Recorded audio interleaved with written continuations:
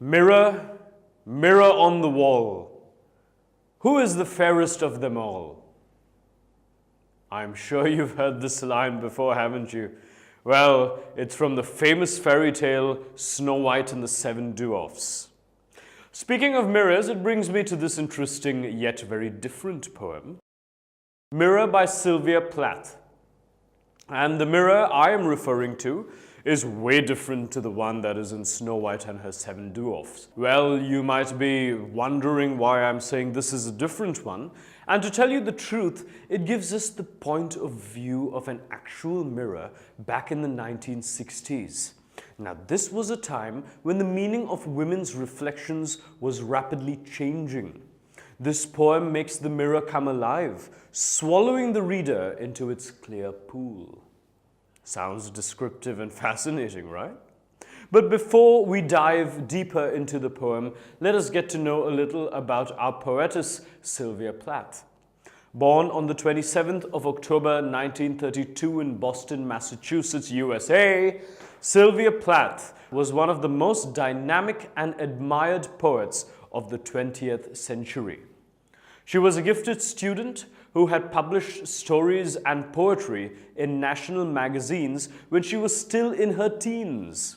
Plath, who went on to earn a scholarship to study at the Cambridge University in England, and it was here that she met the poet Ted Hughes, whom she later married. Now, Plath is best known for her two poetry collections, The Colossus and Other Poems, and Ariel. She is known for her published novel, The Bell Jar. Let me share an interesting fact about Sylvia with you. She became the first poet to win the Pulitzer Prize after her death. Now, the Pulitzer Prize is one of the highest honors a person may receive in the entire literary world during their lifetime. Until today, Plath continues to be very famous for her feminist thoughts. Some of her works, like her children's book titled The It Doesn't Matter Suit and her collection of poetry titled Crossing the Water, were published after her demise by her own husband, Ted Hughes. And the poem Mirror that we are about to read and discuss in detail is taken from this collection, Crossing the Water. It is a short two-stanza poem, but the meaning is very deep. Mirror by Sylvia Plath. I am silver and exact. I have no preconceptions. Whatever I see, I swallow immediately, just as it is, unmisted by love or dislike. I am not cruel, only truthful. The eye of a little god, four-cornered.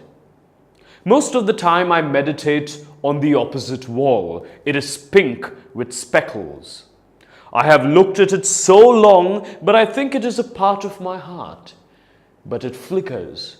Faces and darkness separate us over and over. This is quite an interesting poem. But did you realize why? Well, as we read, here the mirror itself is the speaker. Notice that. Initially, it talks about its own existence, and in the latter half, the lake, which acts as a mirror, tells us the story of a woman who has been her companion. You know that a mirror is a non-living thing, right? But throughout this poem, it has been given animate or human qualities. So it is the protagonist of this poem. It talks to us and tells us about its own journey through life. From this stanza, we have come to know that the mirror has four corners. So it is either rectangular or square in shape. Agreed?